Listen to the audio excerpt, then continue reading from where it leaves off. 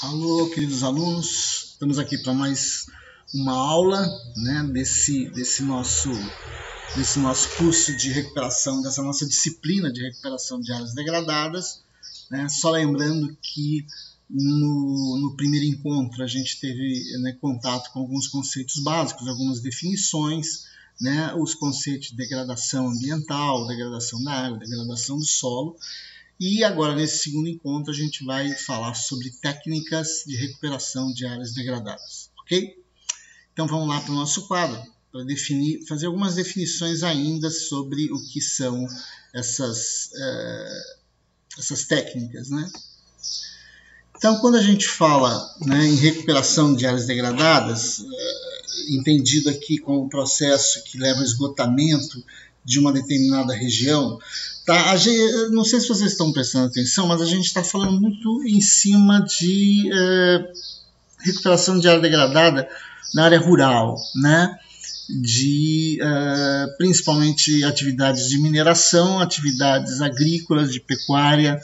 Tá? Isso porque áreas degradadas em áreas urbanas, elas são muito limitadas, o conceito, por exemplo, imagine uma pedreira, por exemplo. Quando ela foi instalada, aquela área onde hoje você tem uma população ao redor, ela não era uma área urbana. Ela foi se transformando em área urbana e aí passou a ser incômodo aquela pedreira. Então, geralmente, elas são abandonadas, né? A atividade comercial são abandonadas, ou seja, por pressão popular, né, das comunidades vizinhas, por barulho, poeira, né, o risco de queda de bloco, alguma coisa assim, e aquela atividade é abandonada e precisa recuperar aquela área. Então, geralmente, no caso de pedreira, né, quem já esteve em Guarapari, por exemplo, na pedreira de Guarapari, vira uma área de lazer, né, em alguns casos no mundo, né, você tem estádios de futebol, alguma coisa assim que são aproveitamentos para recreação ou simplesmente recuperação estética, né? Então, quando a gente fala em recuperação de áreas degradadas, geralmente é na área rural, né? Seja atividade de mineração, que é bastante impactante, principalmente mineração a céu aberto, mas também áreas agrícolas, que são um tipo de degradação, vamos dizer, que sejam mais comum, que sejam mais, né, na minha opinião, seja o que mais seja procurado, tá? Existem, por exemplo, nas áreas urbanas, questão relativa à atividade industrial, né, atividade de posto de gasolina, que geralmente tem alguns passivos ambientais a serem acertados, né?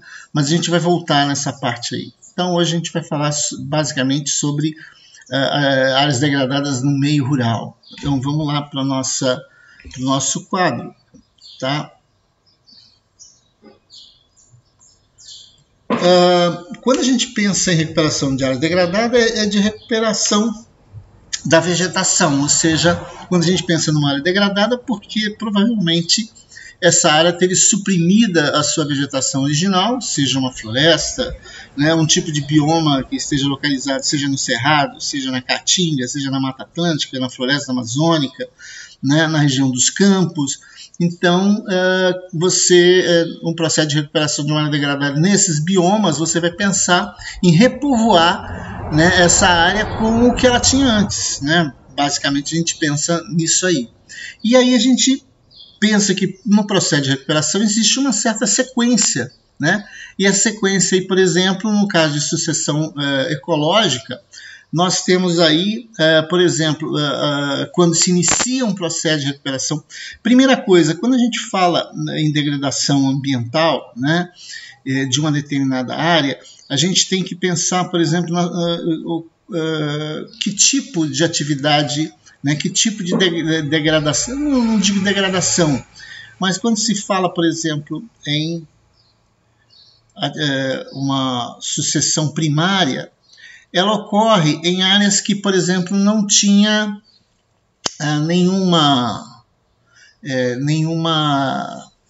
não houve nenhuma destruição, simplesmente um evento natural, né? Exemplo poderia ser, por exemplo, né, uma atividade de vulcanismo, por exemplo, e aí a lava cobriu determinada região. E aí os processos de instalação de seres vivos nessa região, ela segue uma sequência, né, que é em função das características climáticas da região, da disponibilidade de água, né, da insolação, né, por exemplo, quando você tem qualquer tipo de ocorrência que ela seja natural, nós chamamos de ocorre uma sucessão primária.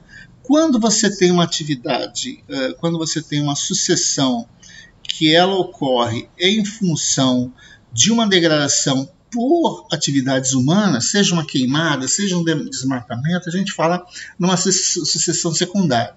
Nesse caso, o processo de instalação, né, esse processo de instalação de um ecossistema, por exemplo, vamos considerar como se fosse a instalação de um ecossistema naquela região degradada, né, numa área degradada, ela segue uma sequência, né?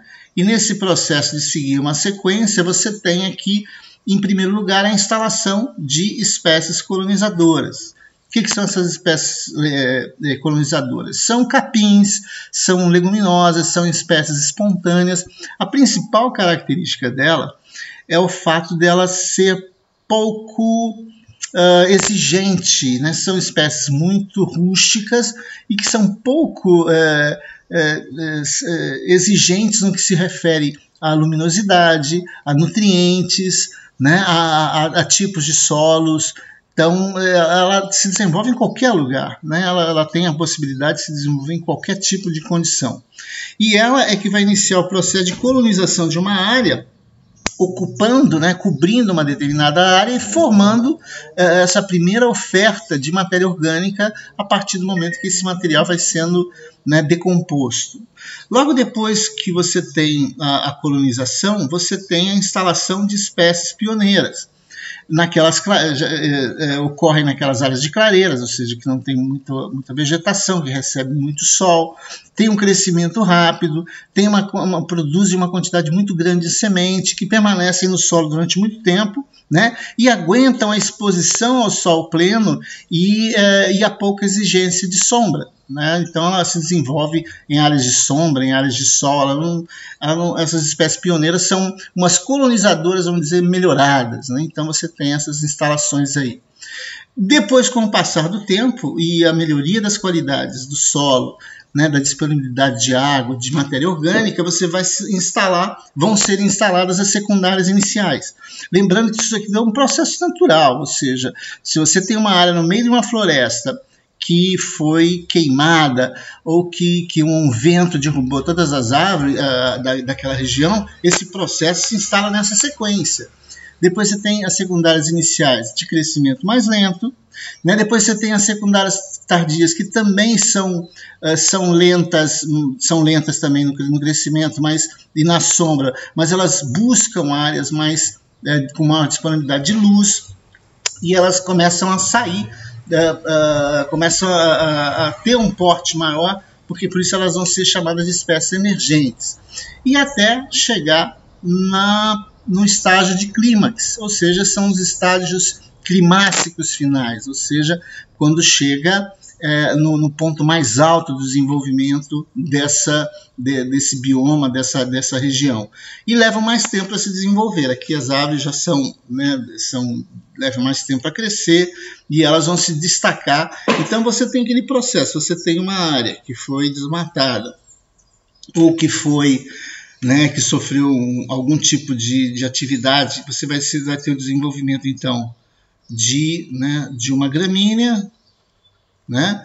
Com o passar do tempo, depois você vai ter, né, a formação de pequenas espécies herbáceas, mais um tapete de gramíneas, são espécies aqui também ainda pouco exigentes, né, que vão se desenvolver, né?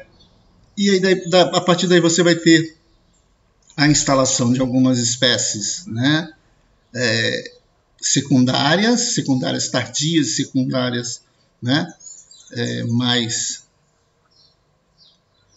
secundárias mais lentas, tudo. E aí você vai chegar no clímax, ou seja, você vai chegar num ponto onde você vai ter a formação de um importante dossel de árvores, né? Você vai ter a formação de subbosques aqui com espécies que ainda não têm acesso a uma grande quantidade de luz e não se desenvolvem, e talvez até um tapete de gramíneas aqui na parte de baixo. Então a sequência com o tempo de uma sucessão seria mais ou menos essa daqui. Aqui alguns exemplos, né? Onde você tem, né, mostrando aí o solo sem vegetação ali no 1, né? Depois plantas pioneiras, depois gramíneas e pequenos arbustos, né? Depois uma vegetação mais arbustiva, depois uma mata intermediária e a mata semelhante à original. Aqui você está chegando no clímax. Então aqui outra vez a sucessão secundária. Ocorre em locais já, como eu falei para vocês, houve algum tipo de ação antrópica ou natural que destruiu, e depois aí ela inicia o seu processo de recuperação para buscar o equilíbrio, né? O equilíbrio foi rompido e ele vai tentar novamente buscar o equilíbrio. A degradação do solo, a gente pode dizer que a degradação do solo ela tem 3 tipos de degradação. Quando a gente fala na degradação química do solo, é quando o solo perde as suas características químicas mais importantes. Os solos se tornam mais ácidos, né? Há uma perda significativa da fertilidade natural do solo, processos de salinização, por exemplo, que podem ocorrer. Tá? A degradação ela pode ser física, ou seja, a estrutura do solo pode ser perdida, o solo fica desestruturado, compactado, sofrer processos erosivos. E a degradação pode ser também biológica, quando você tem a perda da biodiversidade desse solo, você tem redução do fornecimento de matéria-prima. Então, todas essas daqui, né, degradação física, química e biológica, é a degradação dos solos de uma maneira geral. Tá? Então, por isso a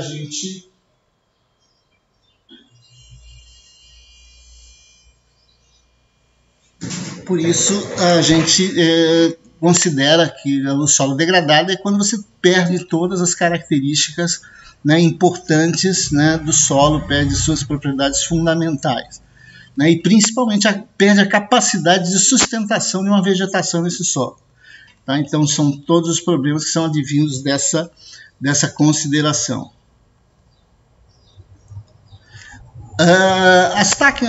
Isso aqui a gente já foi comentado em outras situações. As técnicas de recuperação de área degradada vão ser definidas a partir do seu PRAD, né? Onde você vai ter 3 opções aqui de recuperação, né, dessa área degradada, que seria, né, a recuperação, que seria levar aquela região a uma condição não degradada. Aqui os objetivos não são muito bem definidos. É você levar a condição a uma condição não degradada, ou seja, você tinha uma condição original, por algum motivo, seja antrópico, seja natural, essa condição, esse equilíbrio ele foi rompido. Quando você faz a recuperação, você coloca essa área numa condição não degradada, ou seja, você consegue recuperar, né, as características físicas e químicas e biológicas dessa região, né, que não necessariamente sejam as mesmas das condições anteriores. Ou você pode buscar restauração, que é justamente você tentar recuperar de forma a que você restaure a condição original, ou seja exatamente o mais próximo possível do que era, né, no passado. Então a restauração lembra muito pintura, por exemplo, obras, né, de autores, de pintores que foram sendo desgastados pelo tempo, e depois você vai tentar restaurar, ou seja, fazer com que aquela obra tenha as mesmas características de quando ela foi pintada. Então isso é restauração. E a reabilitação seria um retorno a um estado biológico apropriado, ou seja, você recupera para fins não financeiros, quando você vai instalar algum tipo de parque ou de reserva, né, ou seja, uma utilização para recreação ou simplesmente uma recreação uma recuperação para você obter uma estética, né, visual mais bonita, pode ser. Então, recuperação, a condição é você tornar a área com uma condição não degradada, diferente do que ela era no início. Restaurar é você colocar essa área exatamente como era no passado, e reabilitar você vai retornar ao estágio biológico apropriado, mas sem fins financeiros. A gente poderia dizer que recuperação seria com algum tipo de retorno financeiro. As técnicas de RAD aqui a gente considera, por exemplo, que a regeneração natural, né, que é uma das técnicas que pode ser utilizada. A principal característica dela é que ela é mais simples, mais barata, mas ela leva mais tempo, né? Ou seja, você deixar que a região ela retorne à sua condição natural, né, sem muito esforço, ela vai levar mais tempo, né? Você vai apenas isolar a área e esperar que ela, com o tempo, ela vai se auto-recuperando. Quando você inicia processos de revegetação, você tem um investimento mais alto, porque você vai necessitar de construção de algum tipo de produção de mudas, ou de você comprar gramíneas em um lugar, e muitas vezes você tem que, até a camada fértil do solo, você vai ter que trazer de outras áreas, né? No caso, aqueles tapetes de gramíneas que a gente compra para o quintal e utilizando nessas áreas é um tipo de revegetação. Geotecnia é quando você usa nos seus projetos de construção, né, informações bem fundamentadas sobre as propriedades dos solos e das rochas da região. Então, a construção de taludes, por exemplo, Colatina é uma cidade que tem sérios problemas de construção em áreas de talude com inclinação acima de 30 graus, né? Então, tem que se rever esses processos de ocupação dessas áreas, né?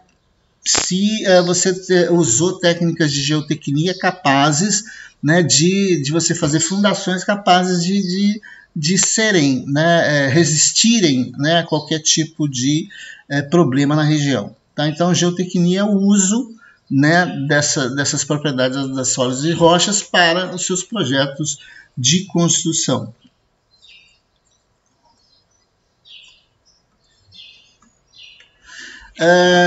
Quando a gente fala, né, em técnicas de RAD, por exemplo, a degradação, né, forma de você recuperar causas da degradação, então a gente pensa aqui, né, em quais algumas causas da degradação. Por exemplo, utilização de irrigação de forma, vamos dizer, não condizente, ou seja, excesso de uso de água.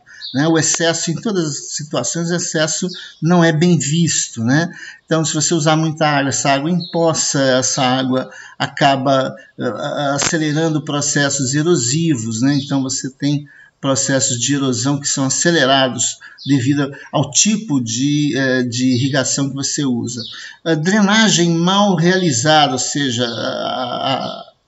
canais de drenagem que são construídos que aceleram processos erosivos, né? Uso intenso de adubação química, né? Que pode provocar também processos de contaminação dos solos, né? Processos de aração, né? Uso de mecanização, né, de forma exagerada, o que provoca acelera os processos de compactação do solo. Né? Práticas degradantes, por exemplo, a monocultura. Né? A gente sabe que a monocultura é uma técnica inadequada, porque ela acaba exagerando no consumo de determinados nutrientes.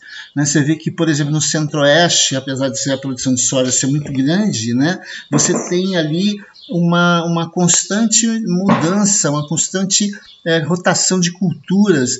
Você tem a soja, depois de um tempo ela é substituída pelo milho, né? Em alguns casos esse milho, a palhada dele é deixada para fazer plantio direto da soja na próxima safra, né? Então você tem técnicas que você pode eliminar um pouco o uso da monocultura.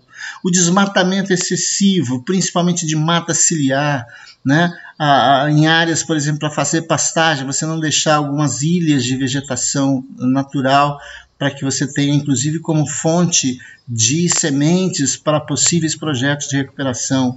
A realização de queimadas, a gente viu esse ano, né, as queimadas se aceleraram, ainda é uma técnica muito utilizada, uma técnica ultrapassada, mas ainda muito utilizada para limpeza de pasto, para produção de novas áreas de produção, né?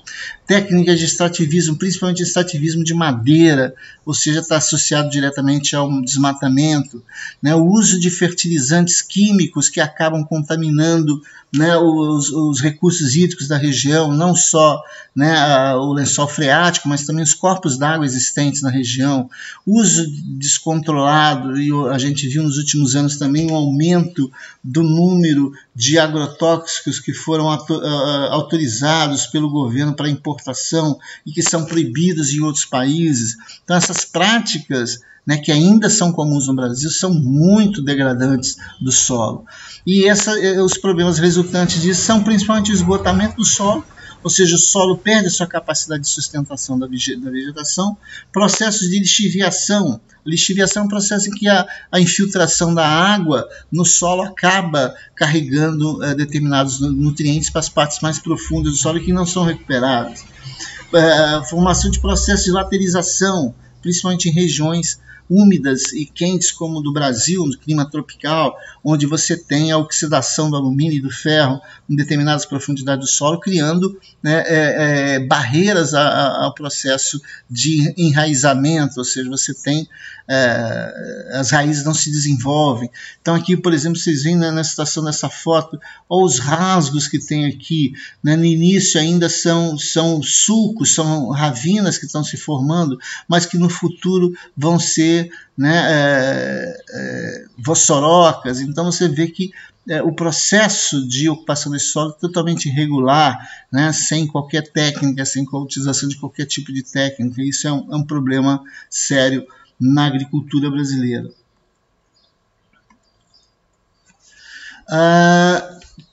Outro problema seria o manejo inadequado, né? Por exemplo, os manejos que a gente conhece, a gente tem um preparo convencional, que usa, né, bastante mecanização. O preparo mínimo, quando você diminui um pouco o uso de máquinas. O plantio direto, quando você planta diretamente sobre a palhada. E o semidireto, quando é uma técnica que é igual ao plantio direto, só que você tira parte da palhada. Né? Plantio direto, você mantém grande parte da palhada da colheita anterior, e o semidireto você retira uma parte dela. Ela não tira toda, deixa ela ali. Ela serve como proteção do solo, proteção contra o sol, né? A ação direta do sol. Ela mantém a umidade, ela favorece o desenvolvimento de micro-organismos. Então a palhada é sempre interessante. Preparo convencional, como disse, a mecanização comum. Preparo mínimo é quando você diminui um pouco o uso de máquinas para você recuperar o solo. As estratégias, né, de curto prazo, e portanto elas são mais caras, elas podem ser mais rápidas, são o uso de tecnologias para pronta recuperação. Então, você, por exemplo, com correção de acidez, fazendo calagem, utilizando carbonato de cálcio, plantio de leguminosas, adubação química, ou seja, elas envolvem um investimento muito maior, por isso elas são mais caras, mas os resultados vêm a curto prazo. As estratégias de médio prazo, por exemplo, envolvem a implantação dos SAFs em alguns casos, né, que são sistemas agroflorestais ou silvipastoris, né, onde você introduz, né, um sistema meio híbrido, onde além do seu plantio, né, do seu plantio normal, seja do que você planta, seja soja, seja milho, alguma coisa do tipo, seja café, você introduz uma floresta junto. Né? Então, esse sistema, nesse caso aqui, que eu estou falando de sistema agroflorestal, então é a floresta junto com um cultivo agrícola. Tá? A vantagem dessas florestas é que você tem o enraizamento, são raízes mais profundas e, portanto, elas vão buscar trazer nutrientes para a superfície. Quando essas folhas caem, elas retornam esse nutriente para o solo, são mais favoráveis à produção de humus, né? Matéria orgânica. Então, aqui a médio prazo, você implantando aqui já leva um tempo maior, mais de 10 anos aproximadamente, para você recuperar. A longo prazo aqui, pessoal, aqui coisa de 20, 30 anos é o abandono, é que a gente colocou de regeneração natural, ou seja, a vegetação se recupera por si só. Então é uma estratégia. Então você tem que lembrar aí da questão de recursos financeiros, não só recursos financeiros, mas recursos tecnológicos, todo tipo de recurso disponível. Então quanto mais recurso, mais curto, vamos dizer, será o prazo para a recuperação. Quanto menos recursos, você vai depender de mais tempo. Tá? Uma das técnicas que a gente falou, que é a revegetação de solos degradados, né? Quando você tem um processo de degradação no qual, né, você perdeu grande parte da matéria orgânica. E a matéria orgânica tem uma função muito importante, porque ela é que determina a formação da estrutura do solo, ou seja, da formação de agregados do solo. É importante a matéria orgânica para a retenção da água no solo. Ela tem fisicamente o processo de adsorção das partículas do solo, né? Quanto mais matéria orgânica, quanto mais argila, né, a produção de argila, maior a adsorção de água, maior a retenção de água. E também de favorecimento da atividade biológica importante, né, os micro-organismos. Né? A declividade vai ser um fator importante, porque solos com declividade mais intensa, você vai ter, né, maior facilidade na perda, né, de sementes, né, na perda de plantio, principalmente se você usar técnicas de plantio de morro abaixo. Né? Então, ao contrário de você fazer a declividade, por exemplo, nesse caso aqui, o ideal seria você...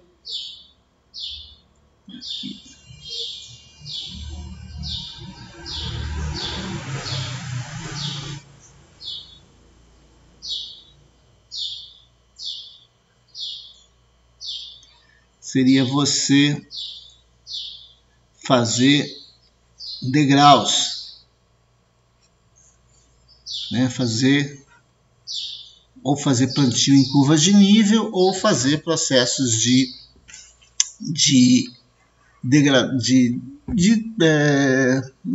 como é que chama esse processo aqui? Curvas de nível é você plantar, né? Se você tem uma região mais inclinada, você ir plantando,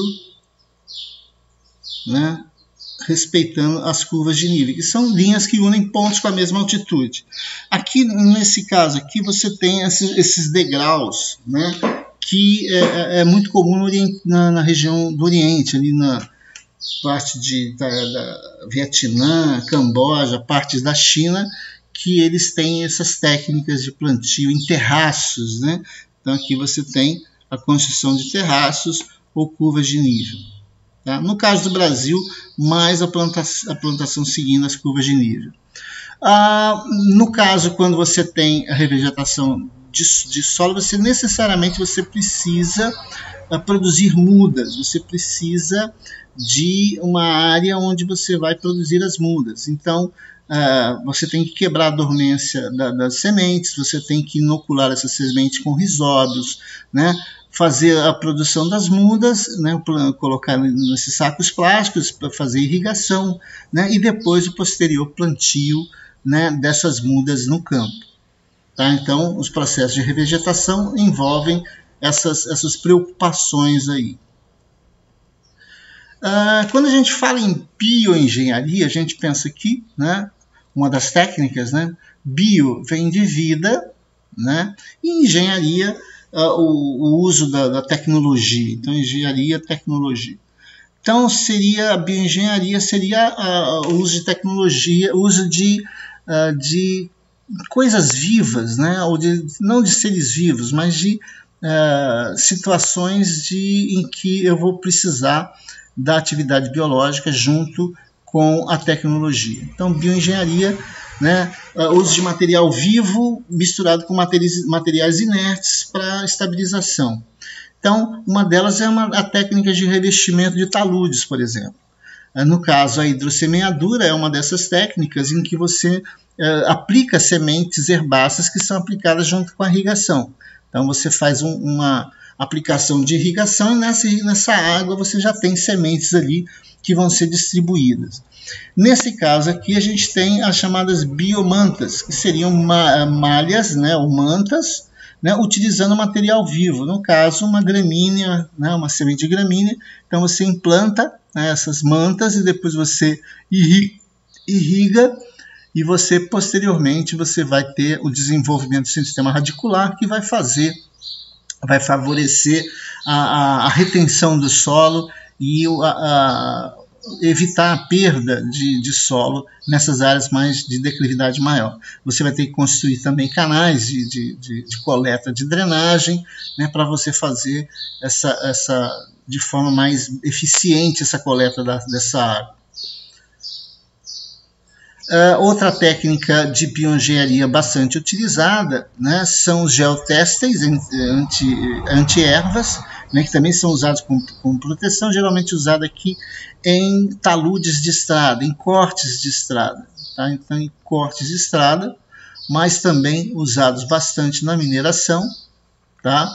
E na atividade de mineração você tem a utilização desses tecidos, né, um geotexto, então você tem uma malha utilizando materiais sintéticos, né? Não saberia dizer quais aqui. Alguns são tecidos, outros são não tecidos, que são aplicados diretamente sobre o talude e depois, em alguns casos, são colocadas sementes de algumas gramíneas que vão se desenvolver em cima desse geotexto. Aqui você tem a construção de paliçadas vivas, né, que são construções feitas com galhos, que são feitas com toras de madeira, toras mais finas, que vão, né, proteger a região contra processos erosivos e contra deslizamento de encostas. Aqui você tem, né, o ordenamento da drenagem, ou seja, é construído esses canais são feitos usando madeira e usando brita, né, usando material que favorece a infiltração nesses canais de drenagem que são construídos ao longo de encostas. É uma forma de você ordenar, né, a coleta de drenagem, né, a drenagem da água e o encaminhamento dessa água, diminuindo a sua energia através desses degraus até as partes mais baixas, ou seja, você diminui o processo erosivo. Nesse caso aqui, você teve a construção de paliçadas usando troncos, né, instalados aqui de forma a evitar o deslizamento dessa encosta aqui. São técnicas que são muito interessantes, que foram sendo utilizadas, que são conhecidas da bioengenharia. Tá? Então, quando a gente fala em bioengenharia, a gente está falando simplesmente na utilização de materiais vivos na construção. Tá? Então, basicamente seria isso. Então, galera, a gente deu essa parte inicial do nosso segundo encontro. A gente falou, né, sobre essas características aí mais interessantes. Tá? Na próxima aula a gente vai falar mais um pouquinho sobre algumas técnicas de recuperação de áreas degradadas. Tá? E depois vocês têm os exercícios para fazer e mais um fichamento para fazer de textos que eu vou deixar na plataforma. Beleza? Grande abraço a todos e até a próxima aula.